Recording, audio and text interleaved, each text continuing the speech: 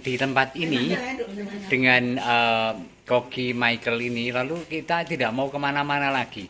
Pokoknya kalau makan bakmi ya Melky Jos. Dahsyat lu ya. Maka ke sini, ke Bantul, lalu cari Melky Jos. Ono ning Google ora? Ono di Google Map. Nah, ada di Google Map, jadi lebih mudah pencariannya. Bakmi Jawa Melky Jos. Yuk.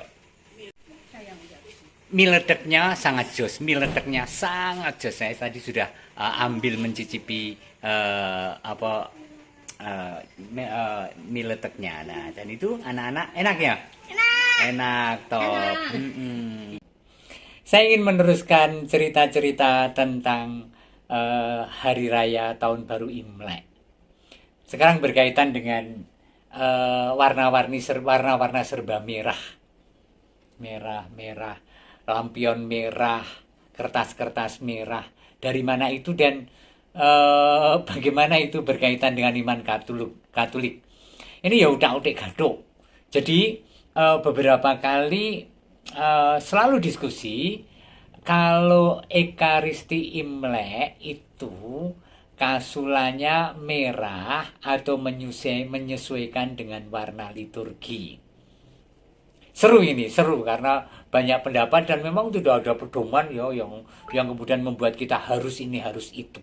Semua pedoman bukan undang-undang. Maka sing ayem bae, yang nyaman saja, yang srek saja. Persembahkan dalam doa, Tuhan, sebaiknya aku ini nanti memimpin misa dengan kasulam merah karena Imlek atau hijau karena masa biasa ya. Nek mantep merah ya merah. Nek mantep hijau ya hijau, serasa diskusi panjang lebar. Menurutku kok cetha ya ngono kuwi. Lalu dimaknai apa? Yuk kita lihat. Warna merah dalam perayaan Imlek itu seperti apa itu sih sebenarnya? Itu muncul dari suatu legenda tentang Nian, tentang raksasa besar yang mengamuk dan memangsa apapun termasuk manusia yang ketika musim semi mulai muncul, dia juga akan muncul dan akan makan apapun. Itu tentang Nian Show yang sedang saya ceritakan. Digambarkan bahwa Nian, raksasa itu berkepala panjang dan bertanduk tajam. Dan itu menakutkan semua orang. Ia tinggal di nun jauh di bawah laut atau di atas gunung. Dia tinggal dan setiap pergantian dari musim dingin ke musim semi, ia akan muncul mencari mangsanya. Semua orang ketakutan, penduduk kampung mengungsi karena takut kalau didatangi Nian ini. Sehingga ini menimbulkan kehebohan dan ketakutan yang besar pada penduduk itu. Setiap pergantian musim dingin ke musim semi, si Nian ini mendatangi desa-desa. Maka penduduk pada ketakutan dan pada mengungsi lari dari desa. Adalah kemudian seorang kakek tua dari desa lain yang berjalan menuju desa itu. Kakek tua dengan kumis panjang putih, dengan jenggot putih, datang mengemis. Dan ketemulah dengan seorang ibu yang baru mau meninggalkan rumah itu.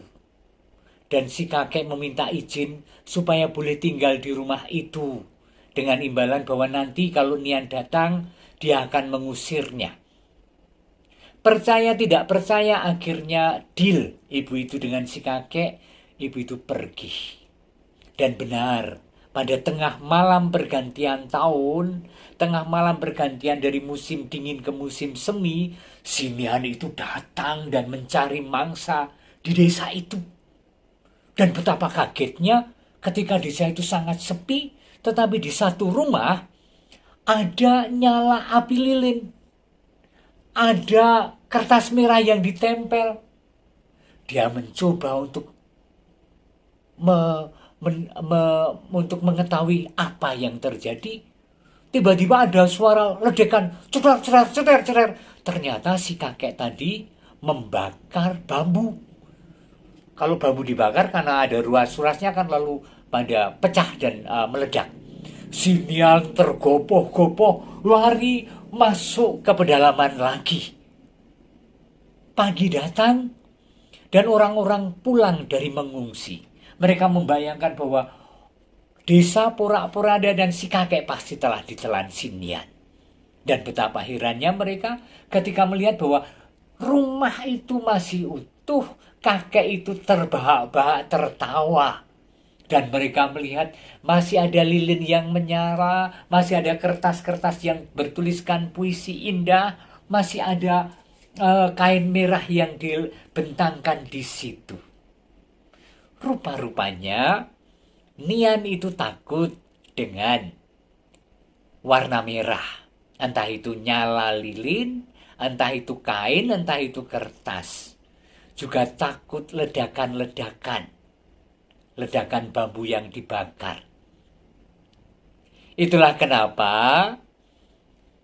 sangat menarik bahwa Imlek itu juga dimaknai dengan kemenangan atas raksasa, kemenangan atas kuasa jahat di dalam kehidupan, dengan warna berani, warna merah.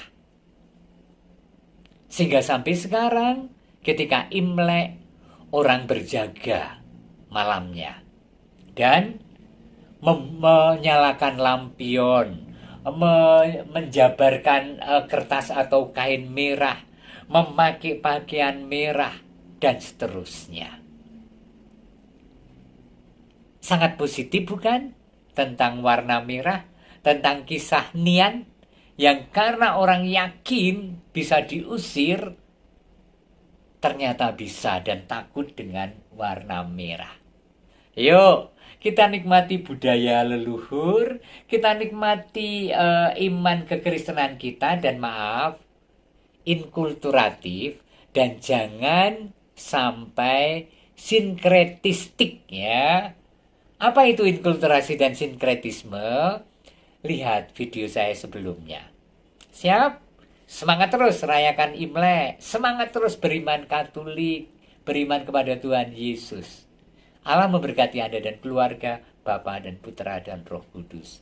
Amin.